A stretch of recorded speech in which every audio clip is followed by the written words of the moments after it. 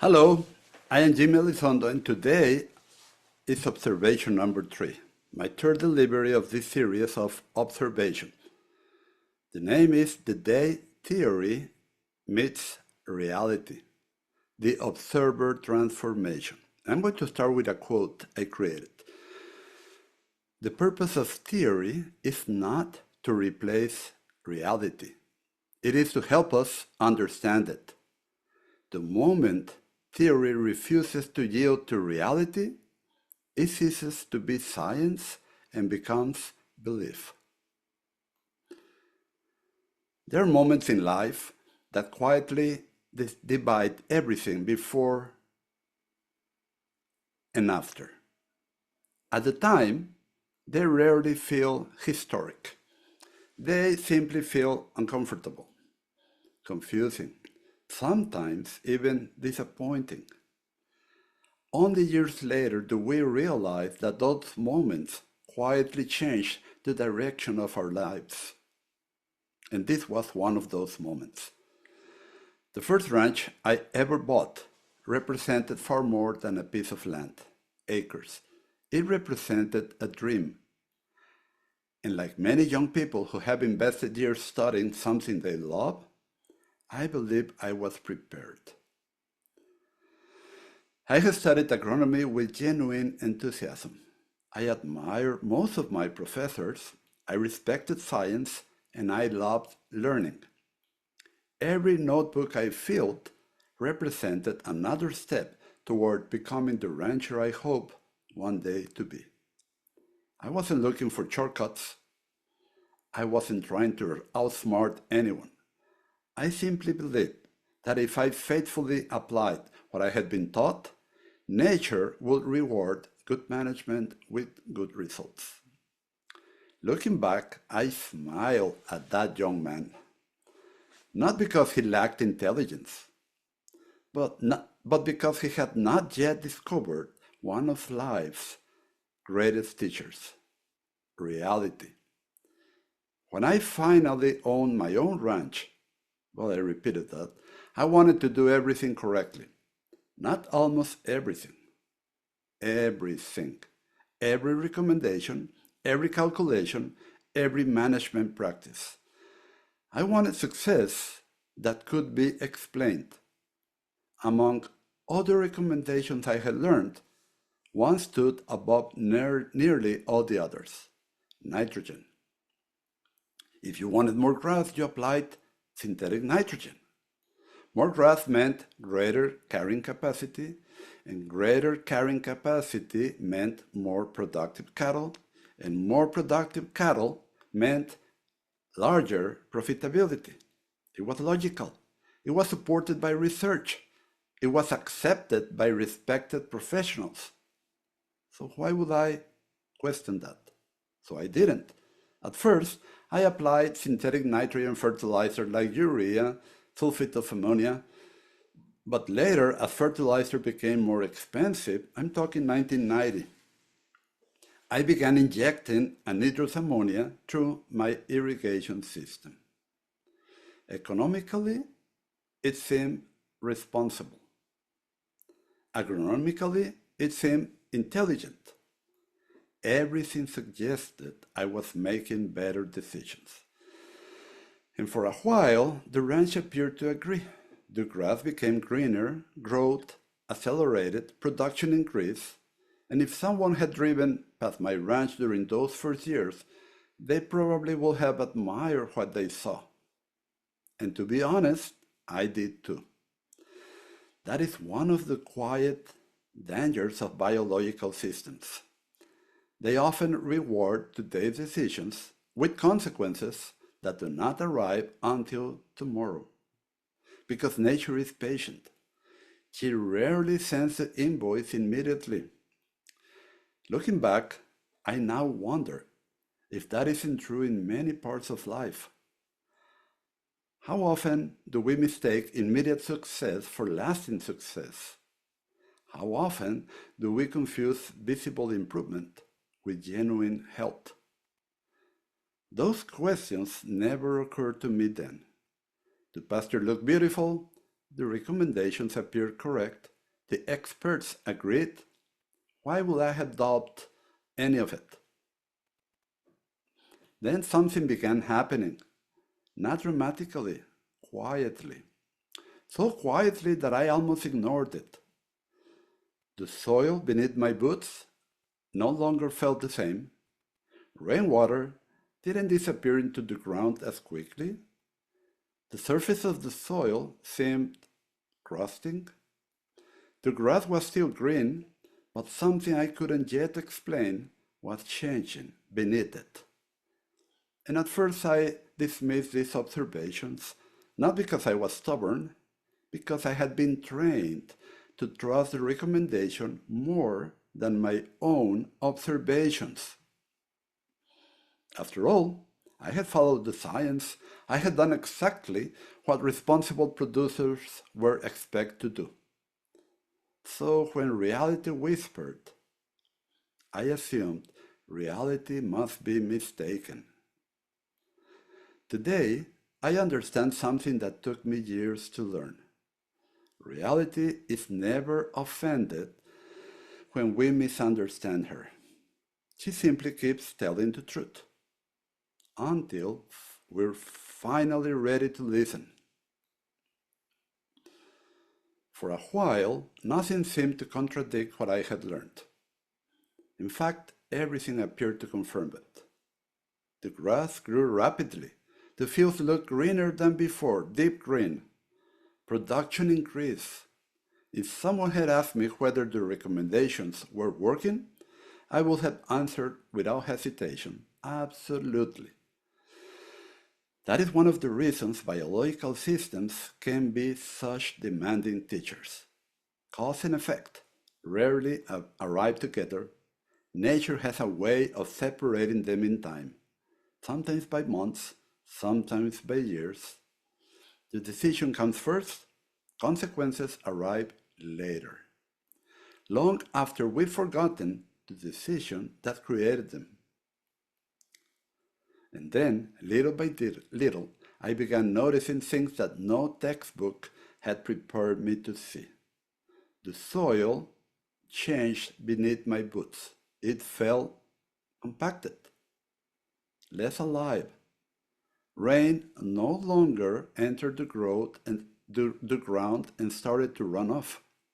Water that once disappeared stayed longer on the surface because my farm is flat. The pasture was still green from a distance. Everything looked successful. But something beneath that success had begun to change. I couldn't explain it. Well, not yet. Looking back, I understand why. Most biological change begins where human eyes cannot see. It begins beneath the surface, inside the soil, inside relationships, inside living communities that quietly determine everything we eventually observe above them. Nature rarely announces that she is changing. She simply changes. And if we are paying attention, she leaves us small clues. I saw those clues, but I didn't trust them. Why?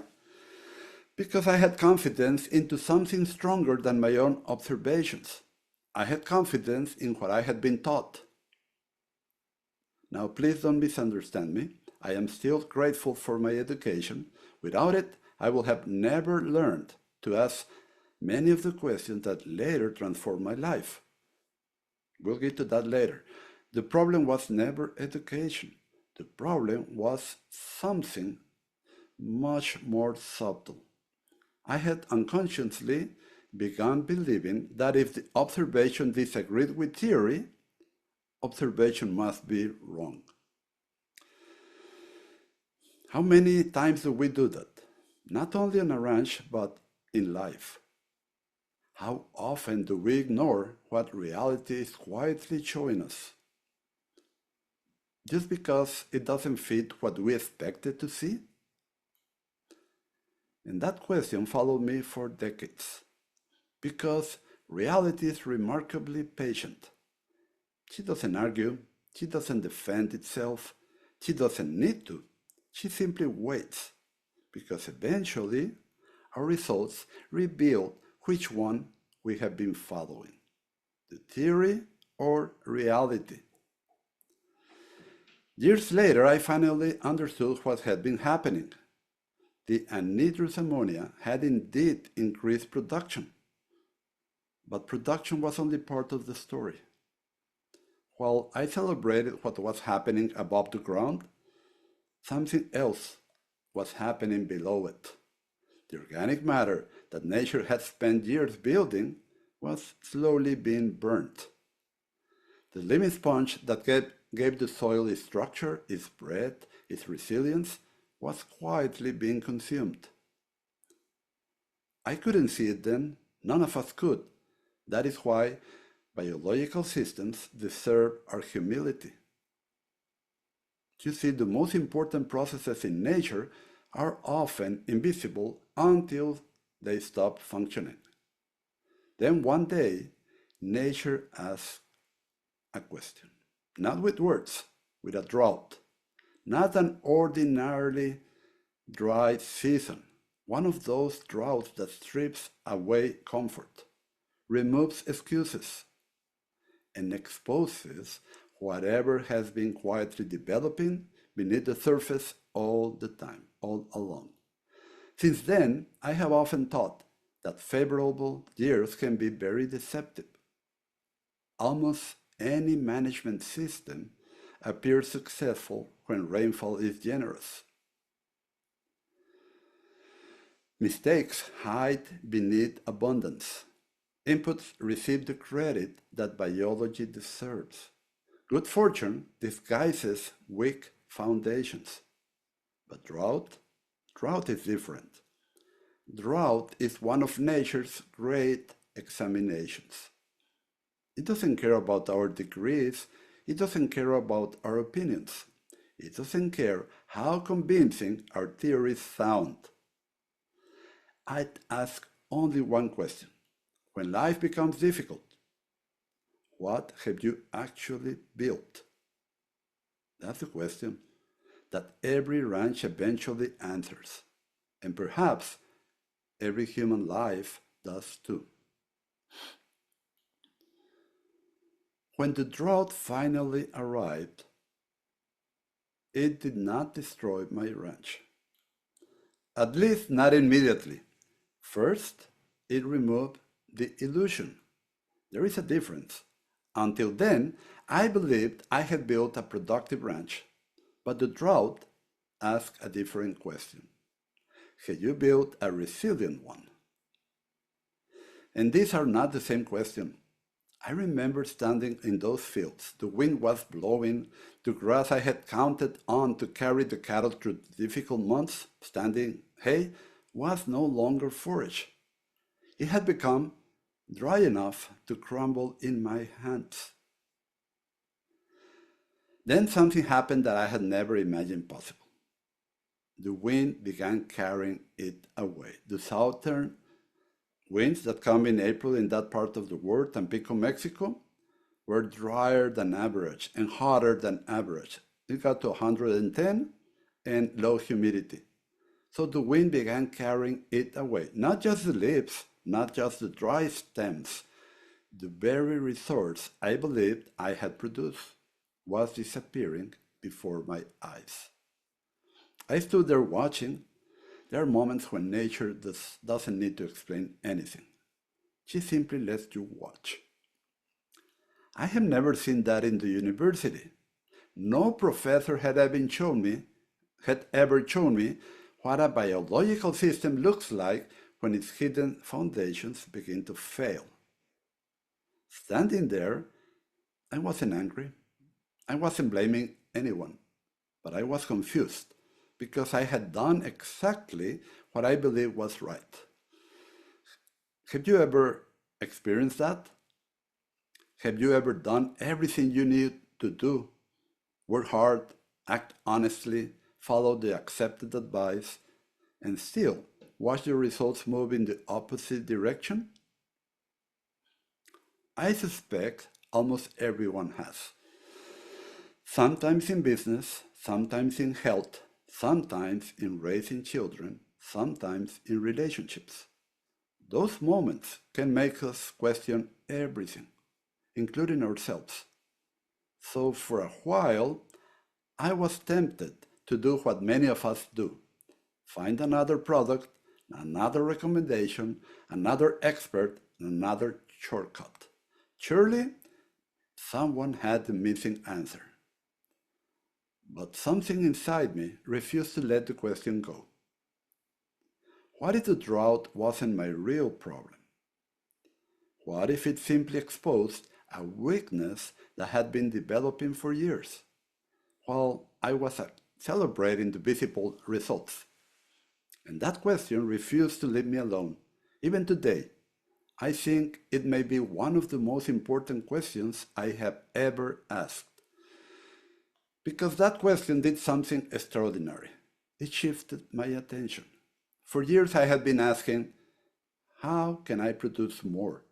Now I found myself asking something completely different.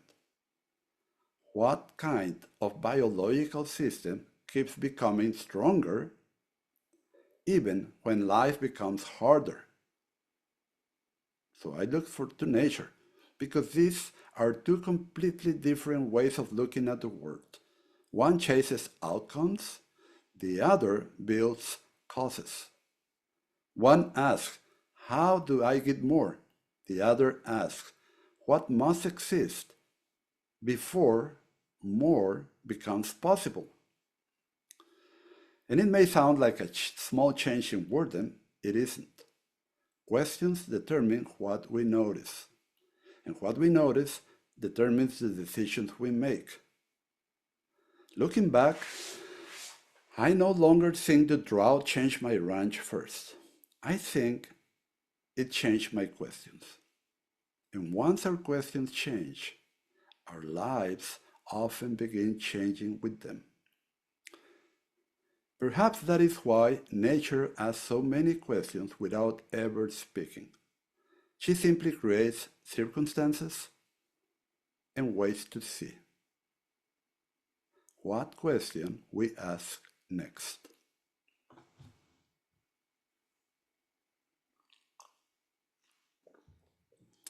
I have often wondered what would have happened if that drought had never come. Perhaps I would have continued believing that higher production and healthier land were the same thing. Perhaps every rainy year would have convinced me that I was becoming a better rancher, while the biological foundation beneath my feet quietly became weaker. I don't know. None of us ever discovered the life we didn't live, but I do know this. What felt like failure at the time became one of the greatest gifts of my life. Not because I enjoyed it, I didn't. Not because it was profitable, it wasn't. It became a gift because it forced me to ask a different kind of question. For years I had been asking, how do I get nature to produce more? Nature never answered that question. Not because she was unwilling, because she was waiting for me to ask a better one. Looking back, now I think nature had been trying to teach me something all along. She wasn't asking me to become better at producing grass. She was inviting me to become better at understanding life. There is a profound difference. The first focuses on outputs. The second focuses on relationships. One asks, how much did I harvest? The other asks, what made the harvest possible? One measures today's results, the other protects tomorrow's possibilities. I slowly began realizing that I had been treating symptoms instead of understanding systems. And that realization changed far more than my ranch. It changed the way I look at almost everything. I no longer saw grass as simply something cattle ate. I saw it as sunlight transformed into life. I no longer saw soil as something that held plants upright. I began seeing it as a living community, so complex that even today we are still discovering how little we understand it. I no longer saw cattle as simply consumers of forage. I began seeing them as participants in an extraordinary biological conversation. Every bite, every hoofstep, every mouthful of saliva, every mouthful returned to the soil through manure and urine. Nothing stood alone anymore. Everything belonged to something larger than itself. Perhaps this is one of the greatest differences between nature and the way we educate ourselves. Education teaches us to separate. Nature teaches us to connect. We divide knowledge into agronomy, animal nutrition, soil science, economics, ecology. Each discipline teaches us something valuable. But nature never divided herself that way. The pasture has never heard the word agronomy. The soil has never attended a course in microbiology. The cow has never taken a class in animal nutrition. And yet, they function together every single day, perfectly integrated. That realization changed the way I walked across every ranch afterward. I stopped looking for better pieces. I started looking for better relationships because I had begun to suspect something that has only grown stronger with time. Life is not improved by perfecting isolated parts. Life is improved by strengthening the relationships between those parts. I now believe that lesson reaches far beyond ranching. It reaches into business, into families, into communities, into our own lives. Because most of our struggles begin when we become experts at managing parts and forget to nurture the relationships that allow the whole system to thrive. That day, without realizing it, I stopped trying to become an expert in agriculture. I began trying to become a student of life. And I have never graduated. I hope I never do. Because every ranch I visit, every producer I meet, every mistake I make, every sunrise over pasture still has something to teach me if I remain willing to observe. Looking back now, people sometimes ask me where my ideas came from, and they expect me to name a book, a university, a scientist, a mentor. But the truth surprises them. Most of what has shaped my life did not begin with answers. It began with questions. And not the kind of questions we ask because we expect someone else to answer them, the kind that stay with us, the kind that quietly change the way we walk through the world. After that drought, I found myself asking questions I had never asked before. Why do some pastures recover quickly? Why others seem to struggle for years? Why do neighbors' ranches with similar rainfall and similar soils respond so differently? Why does one herd appear calm while another remains restless under almost identical management? Why do some families grow stronger through hardship while others slowly drift apart? The more I observed, the more I realized something extraordinary. Nature almost never gives isolated answers. She gives patterns.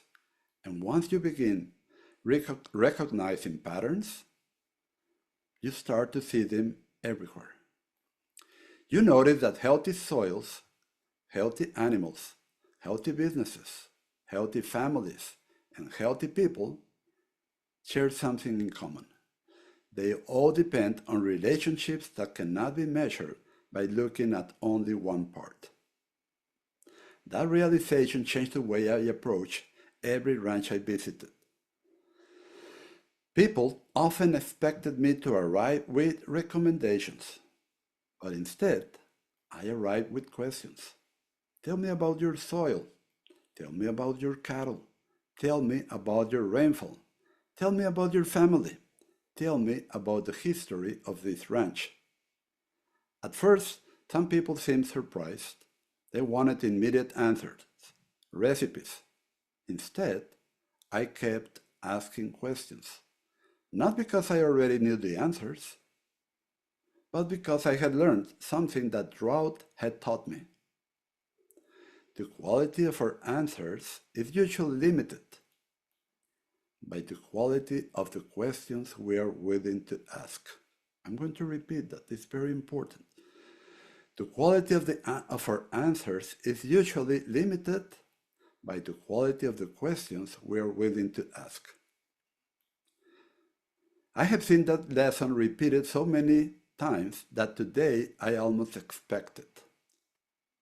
The ranch that changes first is rarely the ranch. It's the rancher. The moment the rancher begins asking different questions, he begins noticing different things. He makes different decisions.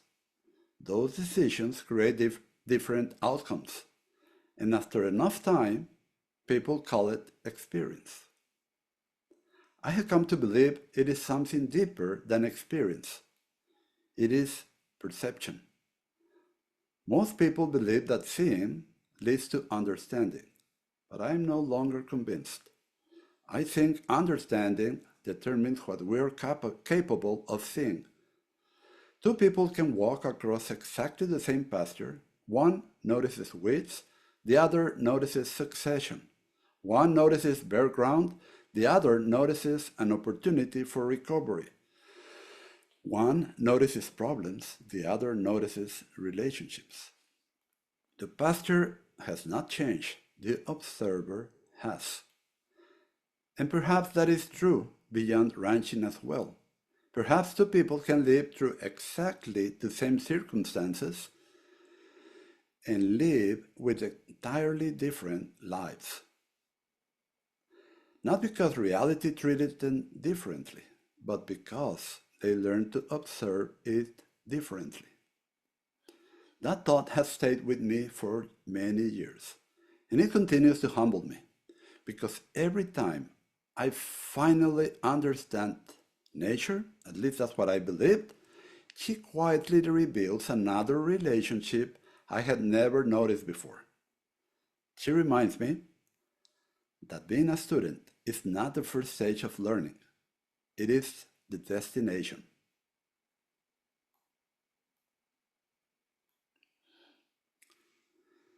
Years have passed since that drought. I have walked across ranches on several continents. I have visited operations that look completely different from one another. Different climates, different grasses, different cattle, different cultures, different languages. And yet, I keep seeing the same lesson, not the same management, the same principle. The ranch wasn't changing first, the observer was. And that realization stayed with me for the rest of my life, up till today, because one day I understood something that until then had escaped me. The drought had not changed reality. Reality had been there all along. The soil had always been telling the truth. The plants had always been responding honestly. The cattle had always been communicating. The water had always followed the same biological principles. Nothing outside of me had suddenly become wiser. The change was in me. For years I had looked at the ranch through the lens of what I expected to see. After that drought, I slowly learned to look at the ranch through the lens of what was actually there. And those are two very different ways of observing. One searches for confirmation, the other searches for understanding. One protects what it already believes, the other is willing to let reality reshape those beliefs. That may be one of the hardest things any human being ever learns. Because changing a management practice is relatively easy. But changing the way we see? That's much harder. It requires humility, it requires curiosity, and perhaps most difficult of all, it requires accepting that reality may know something we do not. So since then, I have often wondered if that is why observation is so powerful. You see, observation is not merely collecting information. Observation changes the observer. Because every time we honestly observe reality, without forcing it to fit our expectation, we become capable of seeing relationships that were invisible before. The pasture has not changed, the observer has. And once the observer changes, different questions emerge naturally. Different relationships become visible. Different decisions become obvious. Looking back, I no longer think my greatest discovery was about grazing or soil or cattle. My greatest discovery was that the quality of my life would never rise above the quality of my observations because every important decision I have ever made has been limited by what I was capable of seeing at that moment. When I could only see grass, I managed grass. When I began seeing soil, I managed differently. When I began seeing biological relationships, everything changed again. And today, I know that what I see now is still incomplete. That realization no longer frustrates me. It excites me because it means nature still has more to teach. There are still relationships I have not noticed, still patterns I have not recognized, still questions I have not learned to ask. That is why I still walk across a pasture with the same curiosity I had as a young man. Not because I expect nature to change, but because I hope I still can.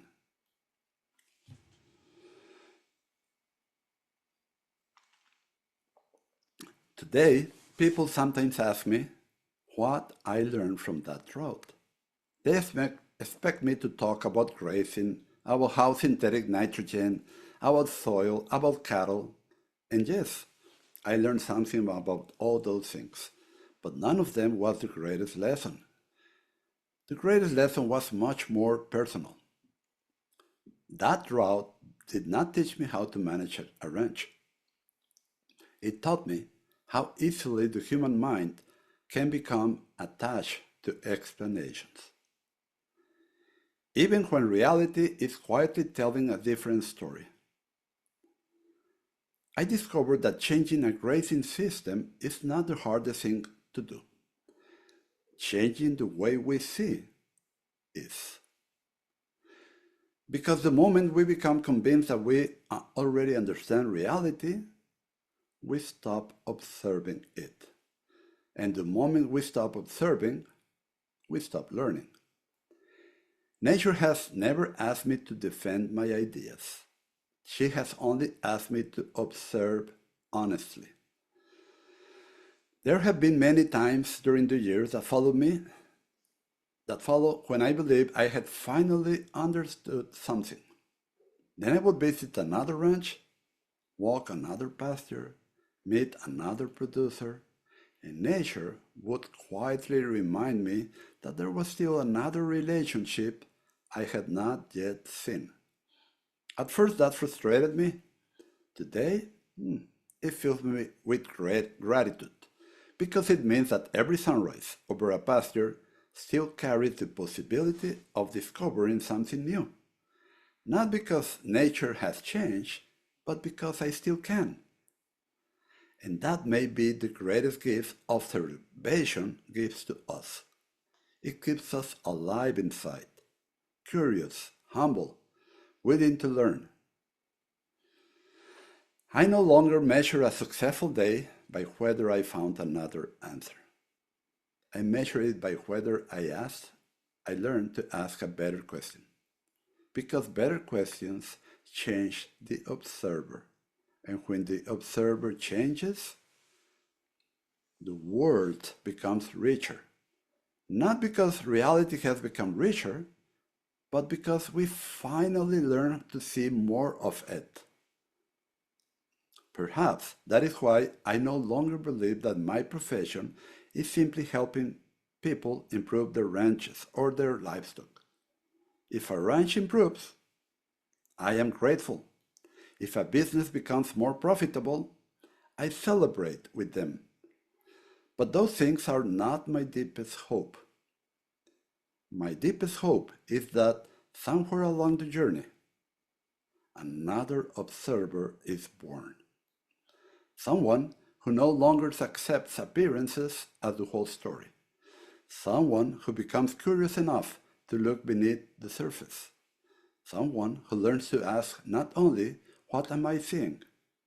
But also, what am I not seeing yet? Because I have come to believe that almost every important breakthrough in life begins with that second question. And perhaps that is when this observation truly ends. Not with my ranch, not with my drought, not even with my story. It ends with yours. Because reality is speaking to every one of us every single day, not only through pastures, but through our families, our businesses, our friendships, our health, our failures, our successes, especially our failures. The question is not whether reality is speaking. The question is whether we have become the kind of observer who is willing to listen.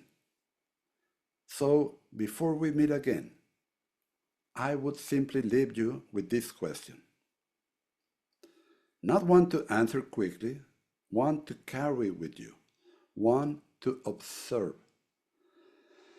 And it is this: what truth has reality been patiently showing you that your current way of seeing has not allowed you to recognize? What truth has reality been patiently showing you that your currently way of seeing has not yet allowed you to recognize? If you discover the answer, don't be surprised.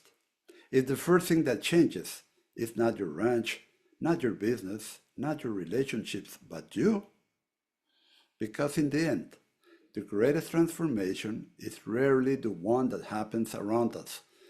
It's the one that happens within the observer. And once the observer changes, nothing is ever seen quite the same way again.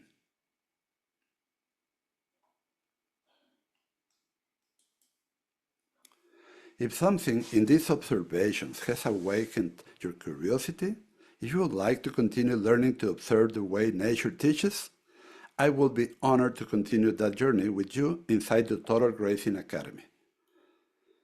The greatest transformation is rarely the one that happens around us, it's the one that happens within us. And once the observer changes, nothing is ever seen quite the same way again. The Academy is not simply about producing more grass and managing more cattle. It is about learning to think biologically. Because once we begin seeing biological relationships, we stop fighting nature and begin working with her. Our ranches become more resilient, or businesses become more profitable, but something else often happens. Something I never expected when I began teaching.